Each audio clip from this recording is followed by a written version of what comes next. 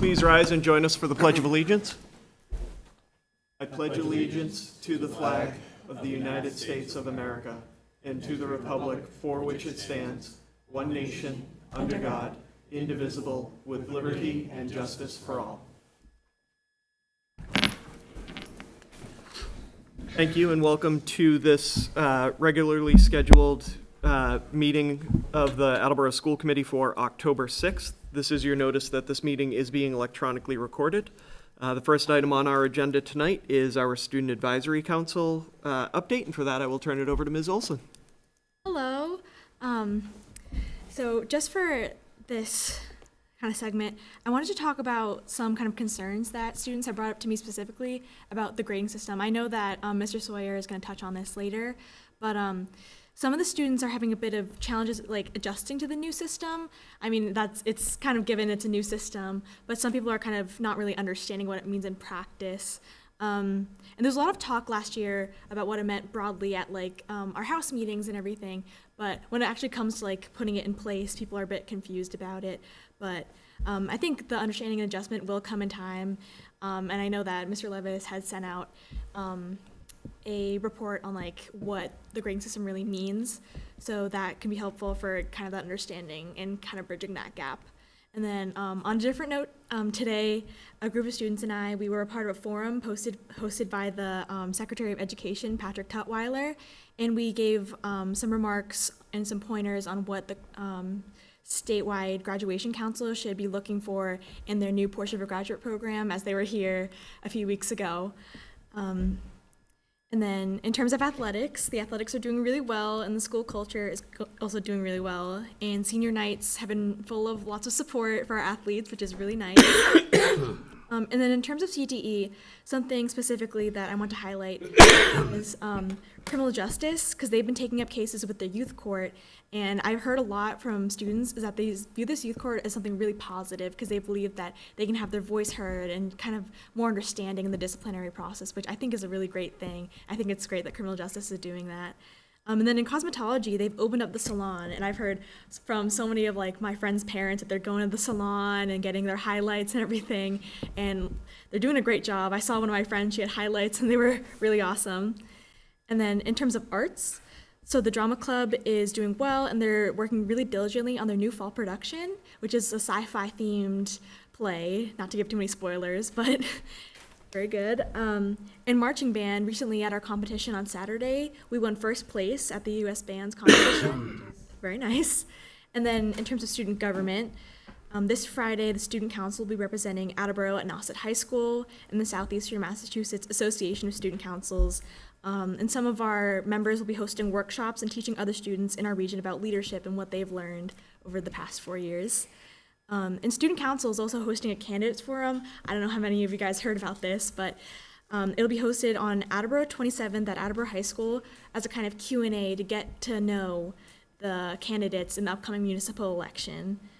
And then the Senior Class Council has also been planning senior activities such as prom and fundraisers, and there's a lot more interaction and like specifically the Powder Puff game that's coming up soon. So it's very nice. And then the College and Career Fair was recently hosted at AHS, which was a great success. A lot of students decided to do like demonstrated interest, like you can sign up for that, which is definitely really helpful for colleges.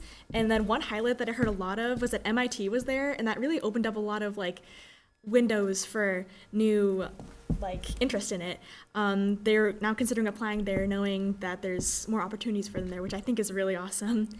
And then the guidance department has been hosting X-Block interventions, and they've been really helpful with keeping students updated about applications and on-site admission days. I know UMass Dartmouth and BCC are doing an on-site admission day here, which is good to have like some on-site feedback and on-site aid calculation, which is really good for our senior class.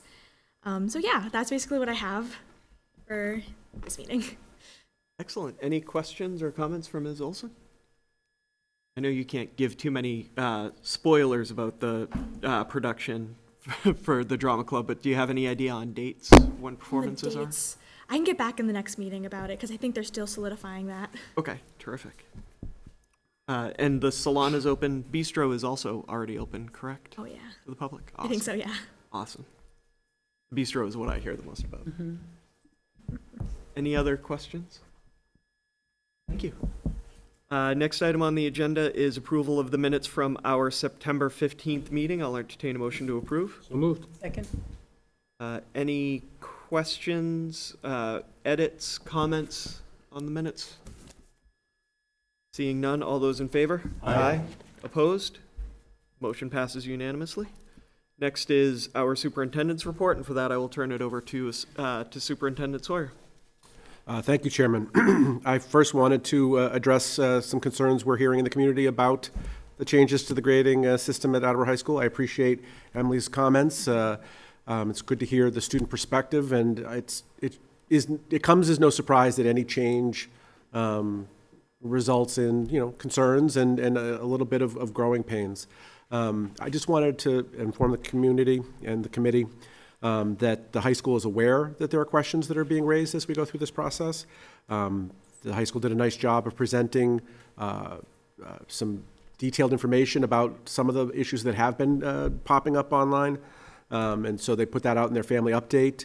I would encourage that any families who are concerned about what they're hearing to check the high school's information that they have posted on this, because I think it's very informative.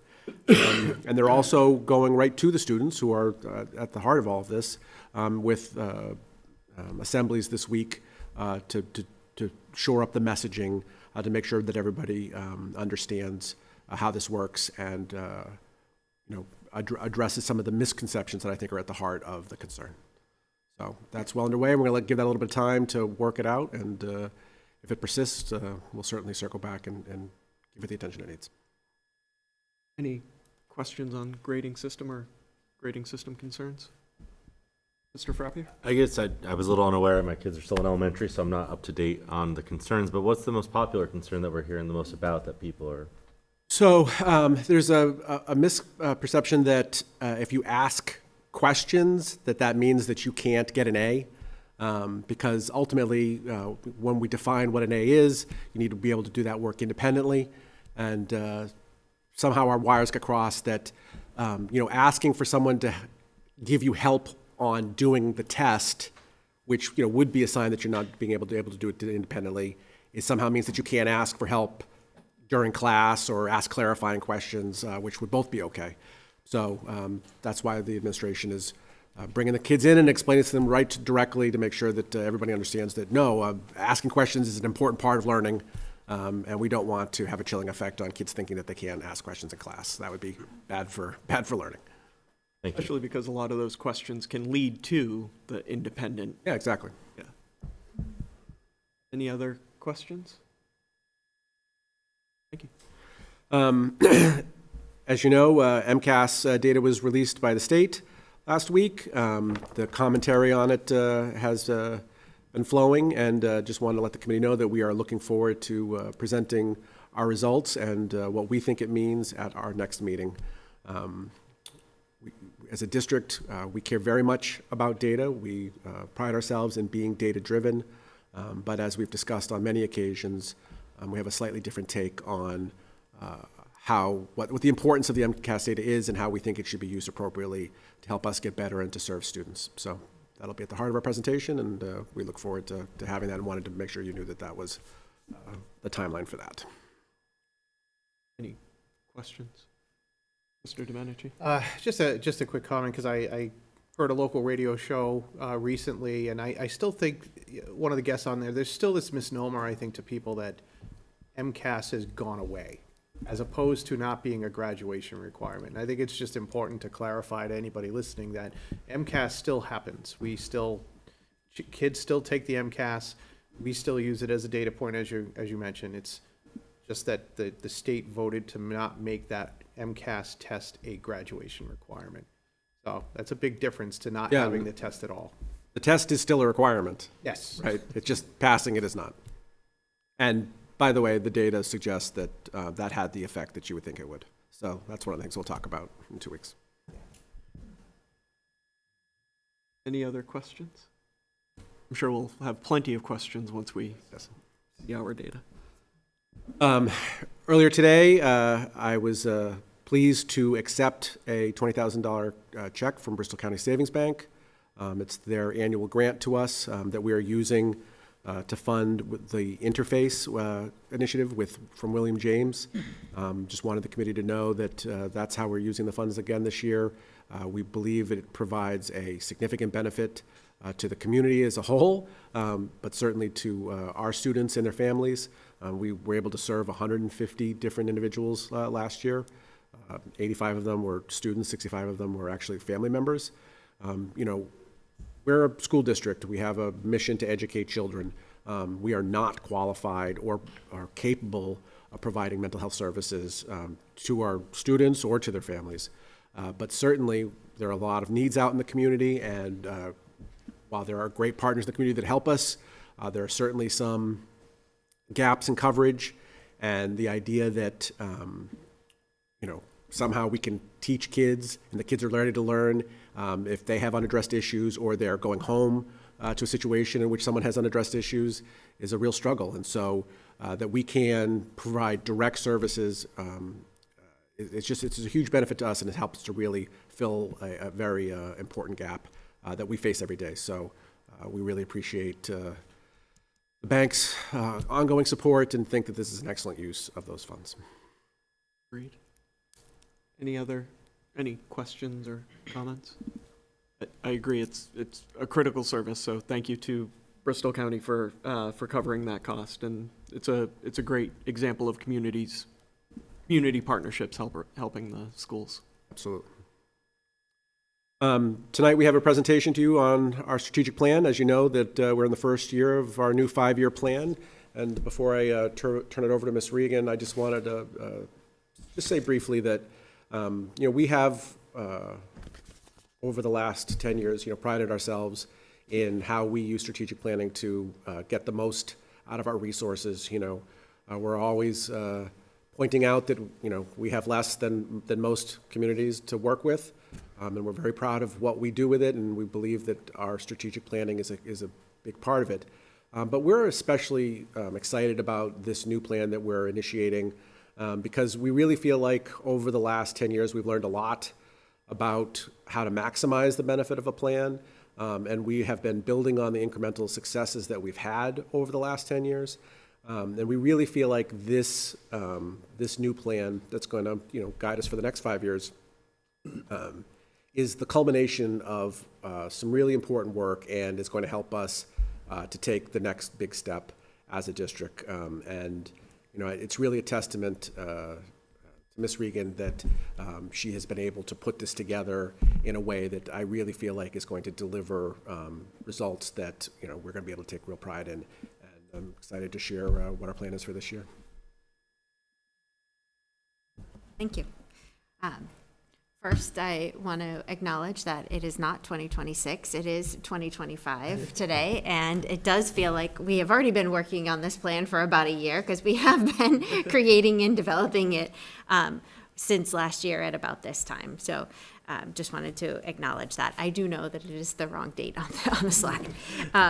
But with that said, our new strategic plan, Pathways to 2030, Nurturing Our Potential and Cultivating Connections, was written with our students at the center, right? We created 3 goals that I think are broad enough that allow us to be able to identify specific objectives underneath each one of them that are lofty, but at the same time attainable over the next 5 years. And so tonight, what I want to be able to do is identify those strategic objectives that we'll be focusing on for this year throughout the plan, and also give you an overview of the plan overall as well. As I mentioned before, what sets this plan apart from other plans that we had previously is the theory of action. What it does is it creates a spine between the mission and vision, so our mission to engage, challenge, and inspire all students to reach their maximum potential, and our vision to be the center of community united around education, to the 3 actionable goals identified in the plan. And so what it essentially is saying is that if we do all of these actions, if we meet all of these goals, then our students will actually, they will actualize their full potential in the dynamic world that they're about to enter into. The three particular actions that we'll be focused on are providing high-quality instruction for our students, personalizing learning for our students, and then strengthening partnerships with our families and the community.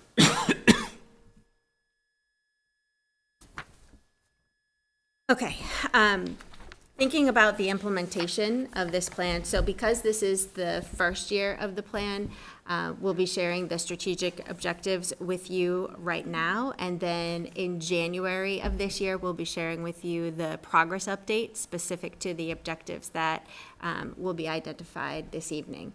And then as we move through the year, that is when we start to share the objectives for actually planning for next year and how those specific objectives will be integrated into each of the school's improvement plans for the next annual cycle. So it's all part of a big cycle of planning. Of course, this plan was built on our Portrait of a Graduate, and we want our students to have those durable skills that we continue to talk about, you know, helping them to be able to effectively communicate, collaborate, innovate, and be balanced. As Emily mentioned earlier this evening, it was an honor to host DESE a couple weeks ago to have them unveil their vision of a graduate and have us be the launching point or the location for them to start their work across the Commonwealth. And Emily, I do want to say thank you for sharing what you thought the Portrait of a Graduate was and how it has been presented to you in all of your experiences here at Attleboro High School. And we hope that moving forward that we'll be able to continue to actualize each of those specific skills for all of our students moving forward. What the Portrait of a Graduate does is it helps us to prioritize what our decisions are, and it also gives us the ability to explain why we do what we do every single day.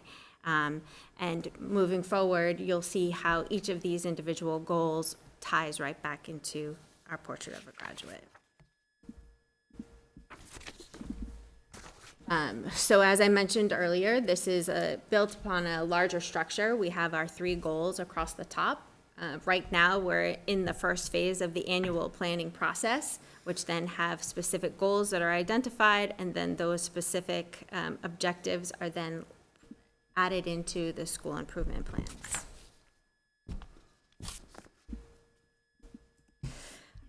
So at a very high level, strategic goal 1 is focused on high quality instruction. And what that means is continually looking at and reviewing the materials that we provide for our students to make sure that those materials are high quality for all students. Maintaining high expectations for our students and really identifying what that looks like in a classroom so that you can name it and everyone knows what that means.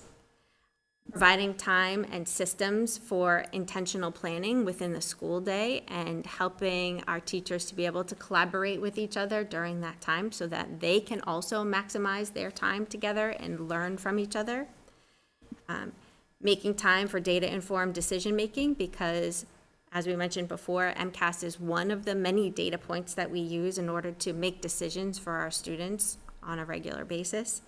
And then also providing professional development that is very specific to those areas that we mentioned previously in high-quality instruction. So understanding how to use your high-quality materials, understanding how to have high expectations, understand what it means to intentionally plan for your students in the classroom based upon all of the data that you have about them. That's what's most important. In goal 2, at a very high level, this is focused on personalized learning and very intently and very intentionally integrating in the pillars of a portrait of a graduate into that planning so that students understand why they're doing what they're doing. And then also, as part of that process, maintaining a professional mindset where all of our educators and all of our staff have the ability to reflect on what they're doing on a daily basis and then find ways to enhance that and to improve that, all for the benefit of our students. So We just want to make sure that we have that continuous improvement mindset so that we're all continuing to grow and maintaining that culture.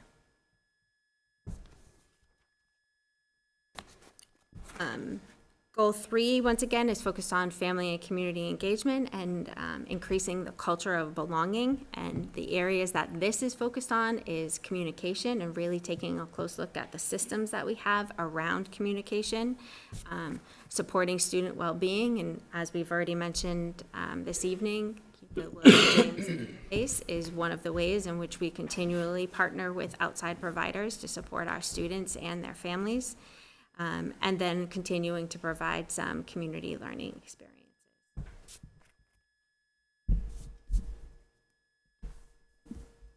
Okay, so this is the main slide. What are we focused on this year? And so underneath high quality instruction, there are 4 particular areas that we'll be intently focused on. The first one is creating and maintaining high expectations for all students. So starting tomorrow, there will be 2 days of professional development that is explicitly focused on high expectations and having a growth mindset and what that looks like in a classroom. Teachers will be, so tomorrow the ILTs will be in this room actually getting the professional development, and they will have the ability to then create what that professional learning experience looks like for their teachers back in their building. The ILT members will create small bite-sized action research projects that they will take from the information they learn tomorrow and measure that from their first day of implementation up until the next time that we meet. And the goal for that is to really have everyone focused on one small action step that will make significant change. And so that first thing that we're focused on is high expectations.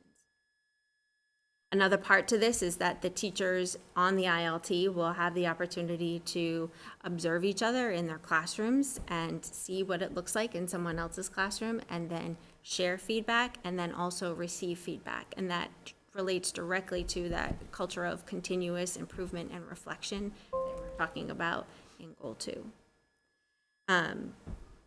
The other thing that we want to focus on this year under 3A is creating those intentional collaborative structures. And so that intentional planning during common planning time is something that we want to provide teachers this year with support from administration and other levers within each of the schools. We want to ensure that we're strengthening our processes for teachers to review their student data and then have grade levels review their data, and then from a building level review their data, and then really think about how that impacts each individual student. And then obviously providing professional development on high expectations. So that's all related to Goal 1. Within Goal 2, we'll be again integrating the pillars into the planning, and then looking at that culture of continuous growth. As I mentioned before, the ILT is that structure that we are focused on this year, and the systems that will be integrated throughout that structure. That is a significant change than what we've done previously, and we know that having many people focused on one action step at the same time works. We've worked over the past 2 years with our work with the Learning Acceleration Network, or LAN, as you've heard and seen in the weekly updates. So we've learned a lot from those processes over the past 2 years, and we're applying that to the structure in the ILTs because we know that that's what will work. The more people that we get engaged in having conversations about this work, the more that we'll be able to build capacity throughout the entire building. So, I guess the progress monitoring or the data that you'll see related to this will be specific to that observational data from looking at the ILTs and concretely identifying where high expectations has been identified in those classrooms. That's the proof point, the actual data that you'll see as part of Goal 1 and Goal 2.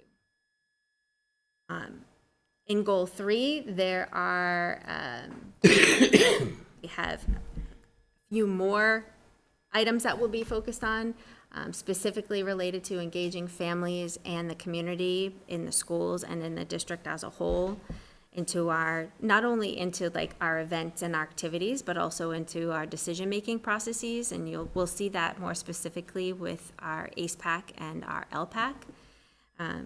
Continuing to build and maintain our skilled workforce. I know that Ms. Singer and her department are continually recruiting and supporting and finding new ways to support the staff that we currently have and recruit new members to be part of our team. Improving access for families to access translation services. We have systems in place already, but we want to just make sure everyone is aware of those processes.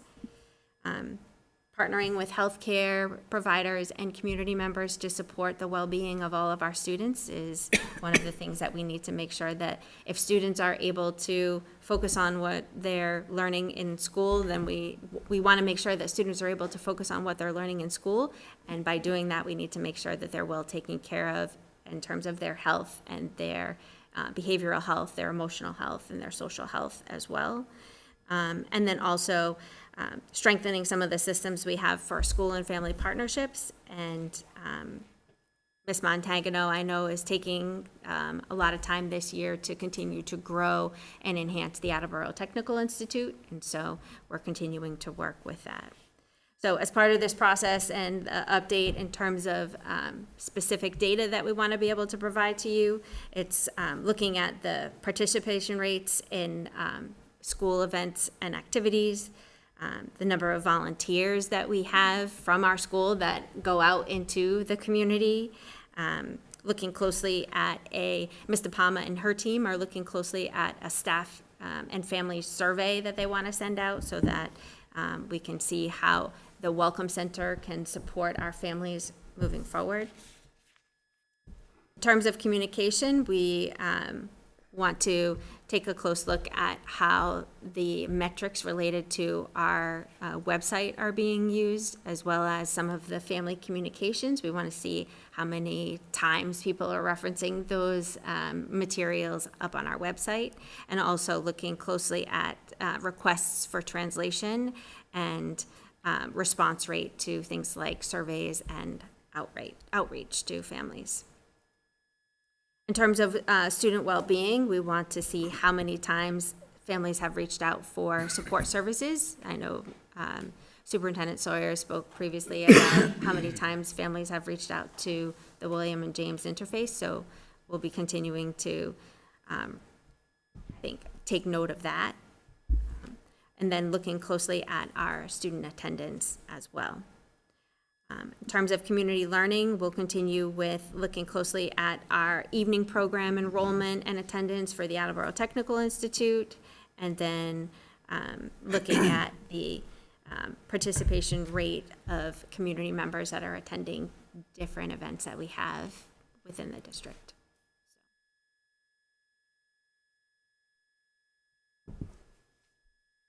Those are the areas that we'll be focused on for this year, and I feel like they are objectives that we definitely can make progress on, and I'm hopeful that we'll be able to meet most, if not all of them.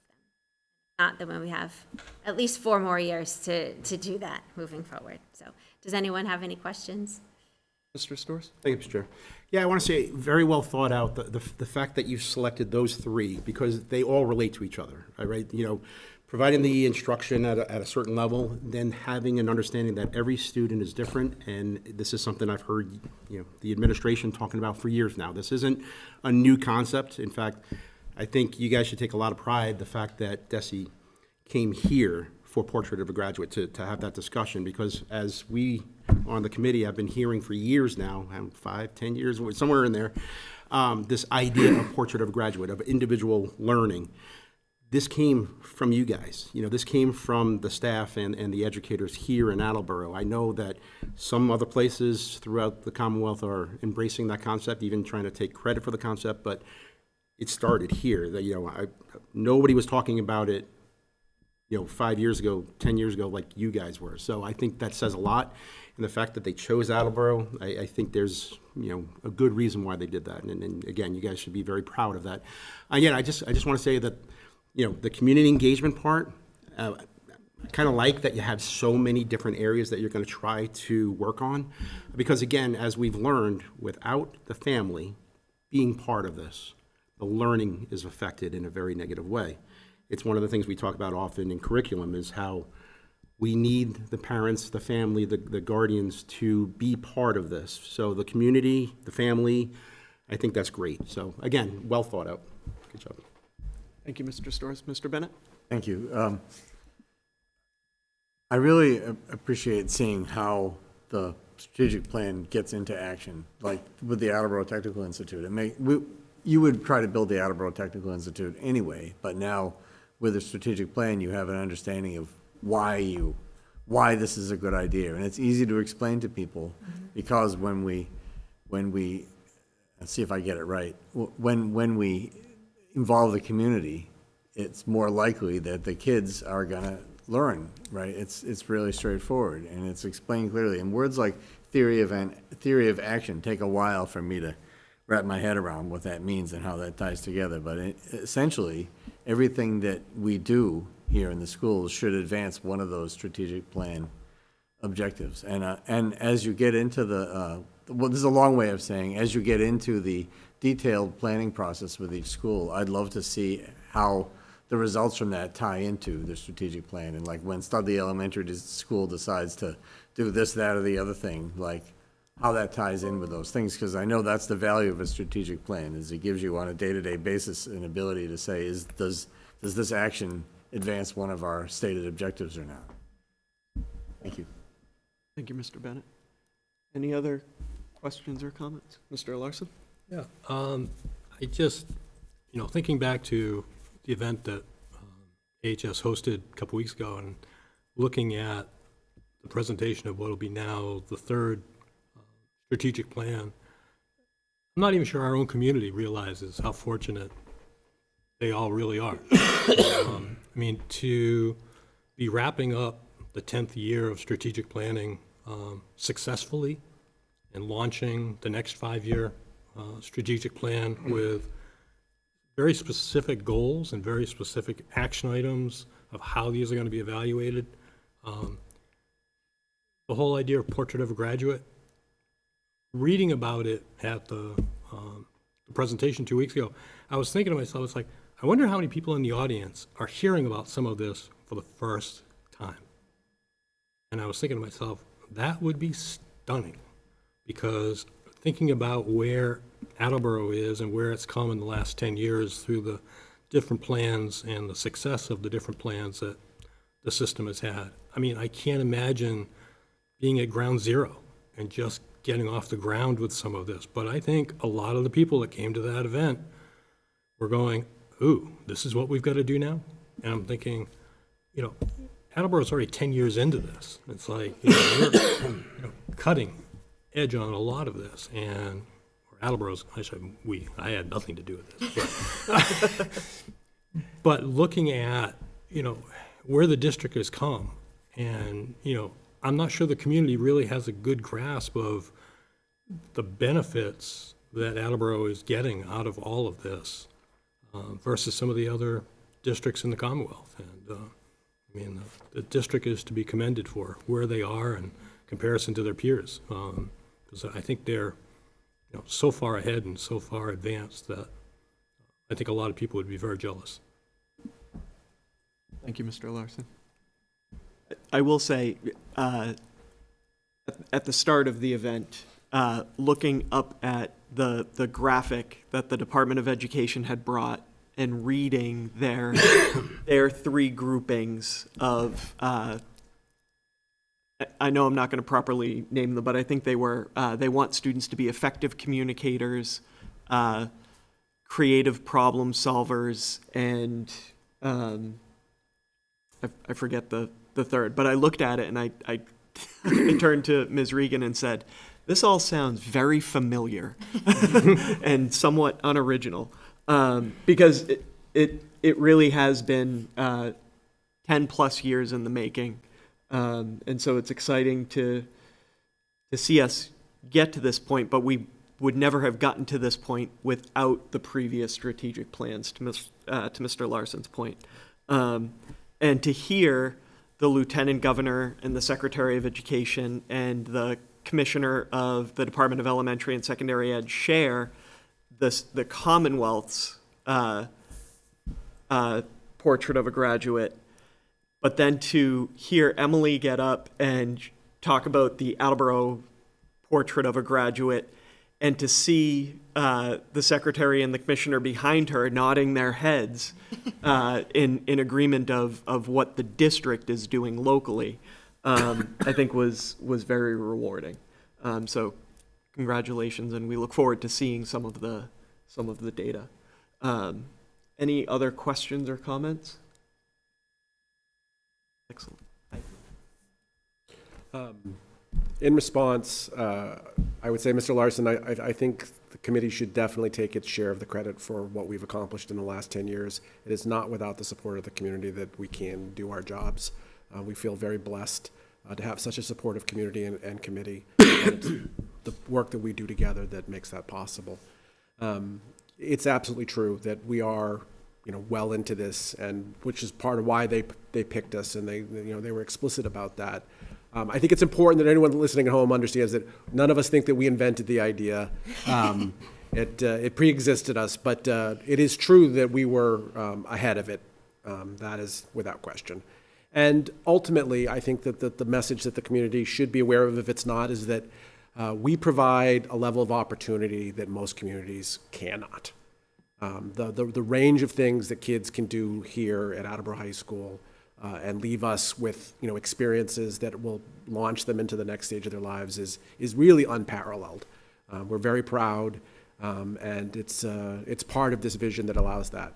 Now, in 2 weeks we're going to do our MCAS presentation, and we'll come back to earth because there's still work to be done. One of the things that I think gets lost on people is that half of our students are in poverty. They come to school every day with real needs, and we have real challenges that we have to overcome, and that's a big part of what we do here too. And again, lots of good work that needs to be done. So we're not taking a victory lap. There's much ahead of us, but we do feel like we're laying a very strong foundation to do even better work. Any other questions or comments? And we have one final piece of business from me, which is a proposed revision to our meeting schedule. Thank you, Superintendent Sawyer. So the proposed updated calendars were circulated with the packet. I'll entertain a motion to approve both. So moved. Second.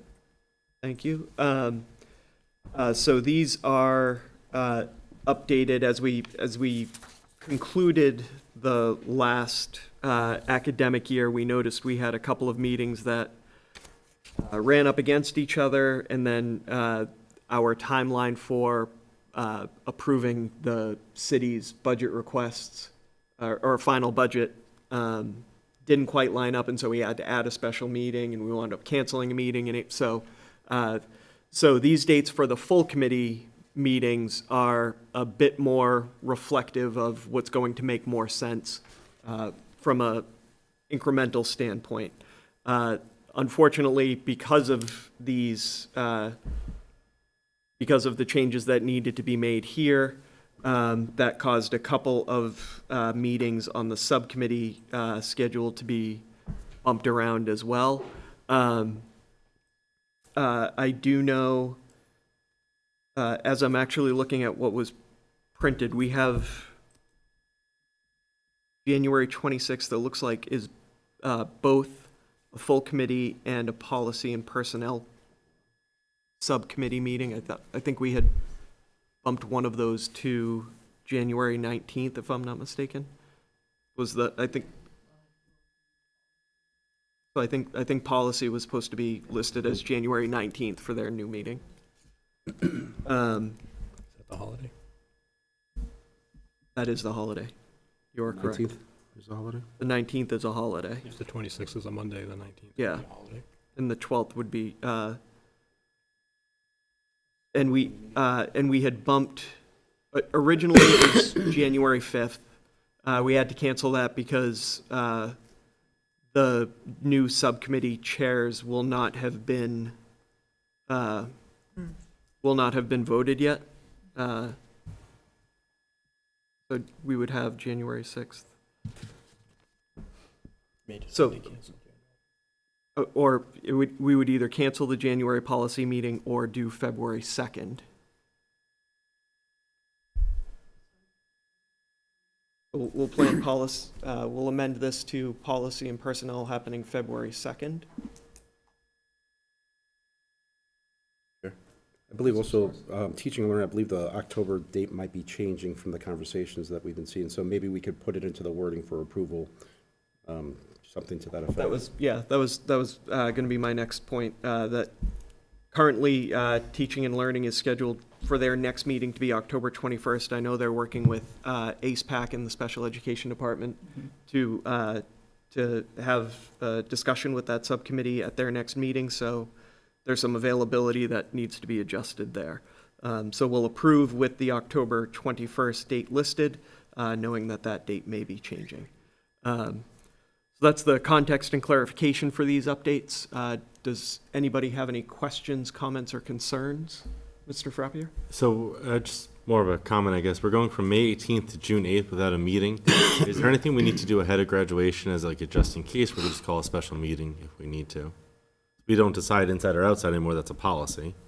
Right, and the Memorial Day holiday, I believe, is May 25th. And the graduation would be, that, It's like June 4th. The 5th so is it the would be- Friday. It would be the Friday after the short week, yeah. Okay. I'm guessing it's June 5th based on. Excuse me. Yeah. So I think, so the May 18th would, if tradition holds, that would be our senior spotlight Yes. celebration in the Bray. But we wouldn't have anything between then and Okay. commencement.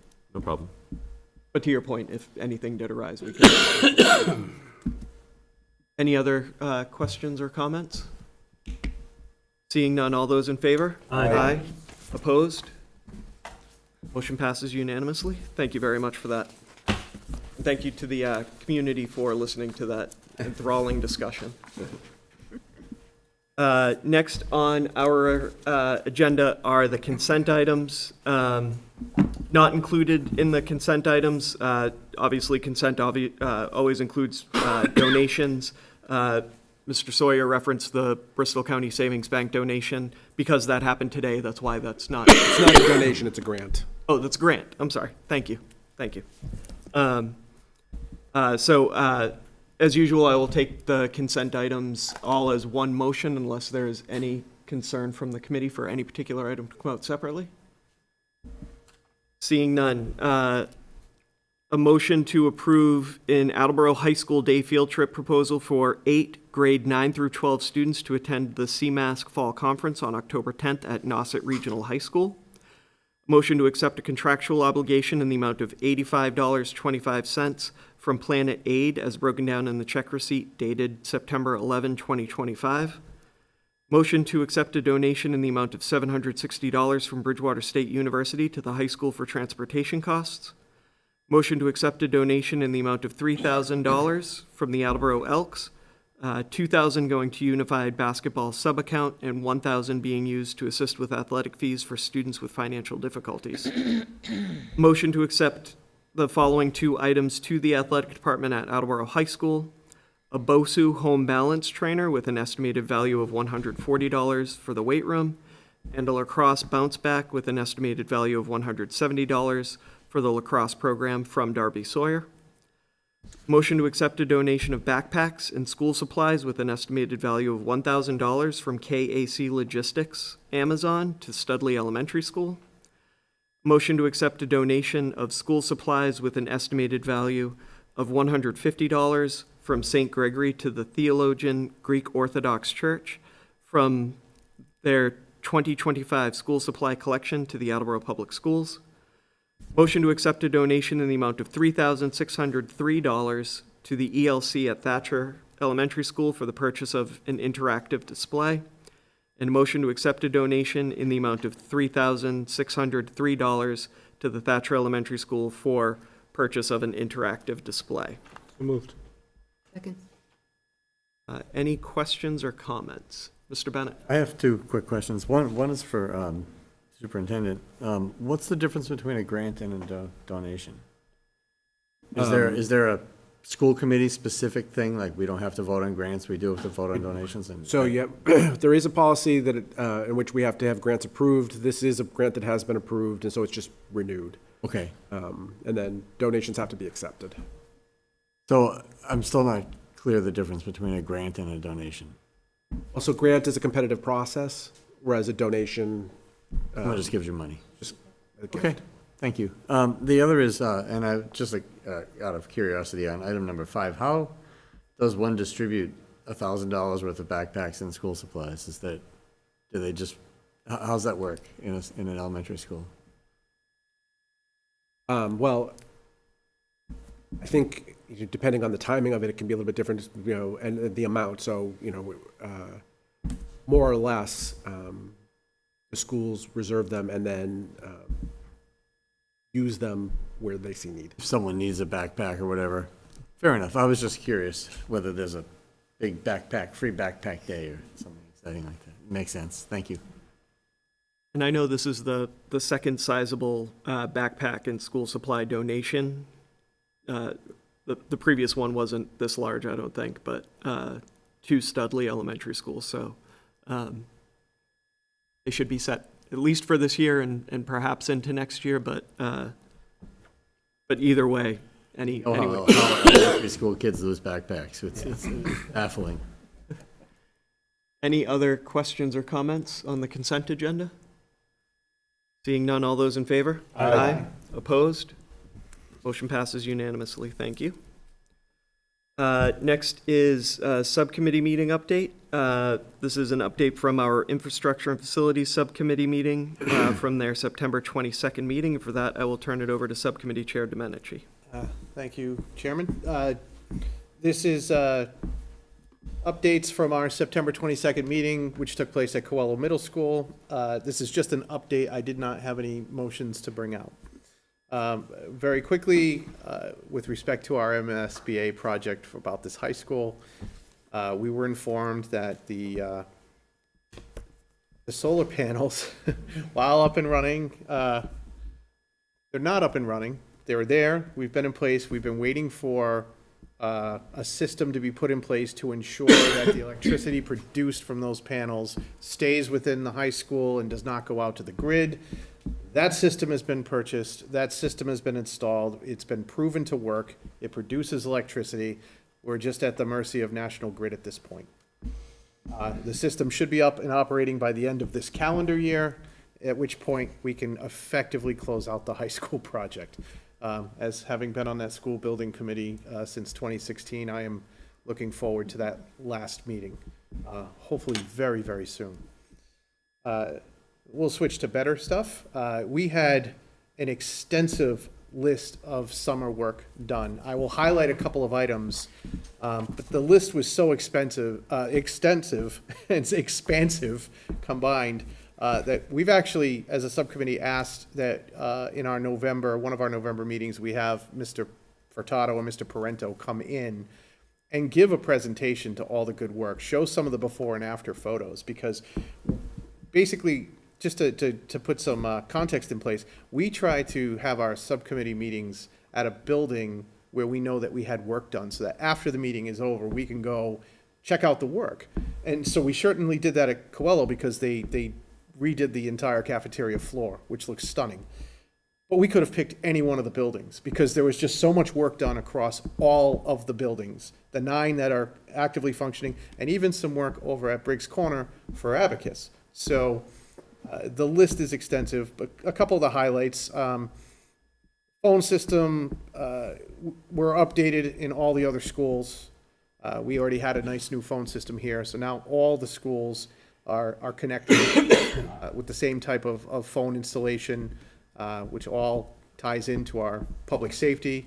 So that was, it took some time to do, but those are all done.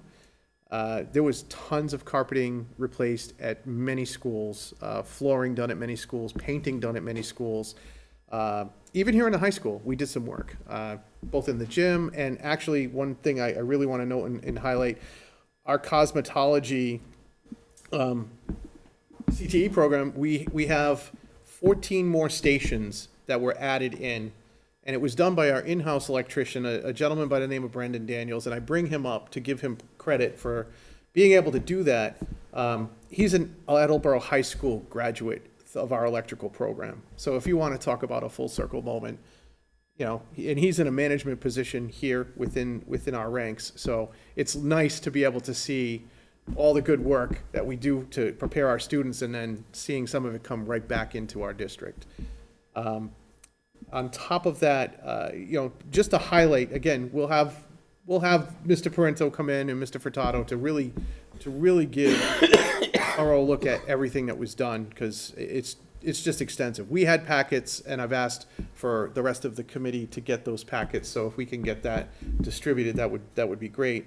But this is all as a result of having this new high school, and in the shape that it's in, because it's still got that new high school smell, we are able to go to and improve all the other buildings and modernize them to the degree that we've never been able to do before. And so I really hope that, it's worth everybody's time to see just how much good work is done, because my colleagues on the subcommittee could agree with me in that it was simply extensive and mind-blowing. But a couple of things I also wanted to note as well. Sodexo, which is our facilities partner, received, they went and underwent an EchoSure safety audit this summer, and they reported that they received a perfect score. So we have good people in place ensuring the safety of our and maintenance of our buildings are top notch. And on top of that, Whitson's, who is our partner to provide the food in all of our buildings, they received a couple of awards that were nutrition based. And so I thought that was really cool to see as well. It's just a lot of good news coming out of our updates. And again, I'm not doing it the justice. I could be here for about an hour just running through the list, but I'd rather have the folks that were directly responsible come in and show you for themselves. So I'm looking forward to seeing that in November. When we were done, as mentioned, we did take a tour of the new cafeteria floor in the building and some other pieces of work that were done in Coelho, and it's just amazing to us. And while we know that we have a roof project that needs to be done over there, just the work that's been done to ensure that the building has a good look and feel, it's safe, it's healthy, it just shows the care that's put in place in all these buildings. Because as we were going through the high school project, there was a lot of comments and thoughts about whether or not we were really taking care of our buildings. So hopefully people tune in November and we'll show you just how well we do take care of them. So with that, I will conclude my report unless anybody else has any questions or comments. Thank you, Mr. Domenici. I think and we'll hear more about it in November, but I think the concern that we weren't properly maintaining the buildings was because all of the maintenance needs were focused on the high school. And so solving that one problem allowed us to begin to more effectively solve others across the district. Next on the agenda is open forum. This is a time when members of the public may address the school committee. Open forum is not a time for committee members to engage in dialogue with members of the public.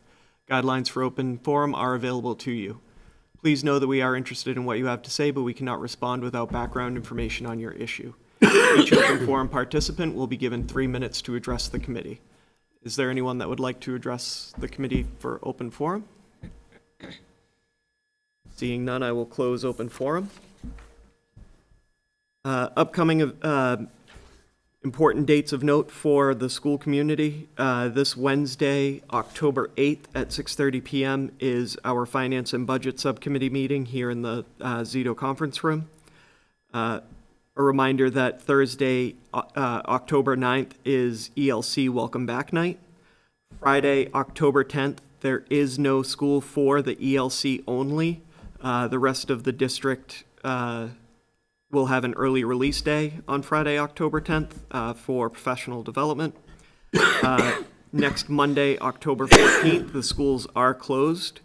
And then our next full committee meeting is scheduled for October 20th here in the Zito Conference Room at 6:30. There is a possibility that the Policy and Personnel Subcommittee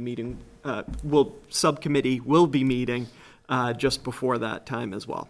Just quickly on that, the plan will be for the committee, probably about a half-hour meeting, and we have a specific policy that we're looking at, required by the changes from Massachusetts, and we hope to bring it forward to that meeting. So the plan would be to hopefully vote it out for approval that night, but we'll work with the administration and with you to have that appropriately amended on the agenda.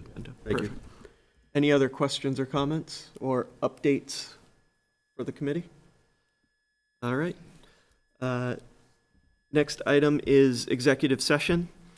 The Attleboro School Committee will convene an executive session pursuant to Massachusetts General Laws, Chapter 30A, Sections 21A2 and 3, to discuss strategy with respect to collective bargaining or litigation if an open meeting might have a detrimental effect.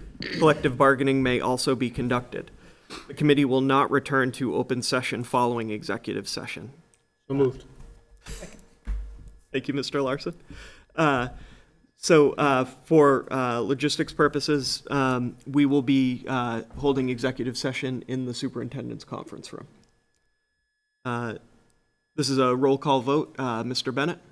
Yes. Ms. Porto? Yes. Mr. Storrs? Yes. Mr. Larson? Yes. Mr. Geddes, yes. Mr. Domenici? Yes. Ms. Johnson? Yes. Mr. Frappier? Yes. Ms. Sawyer? Yes. Motion passes unanimously. We will now go into executive session. Thank you and have a great night.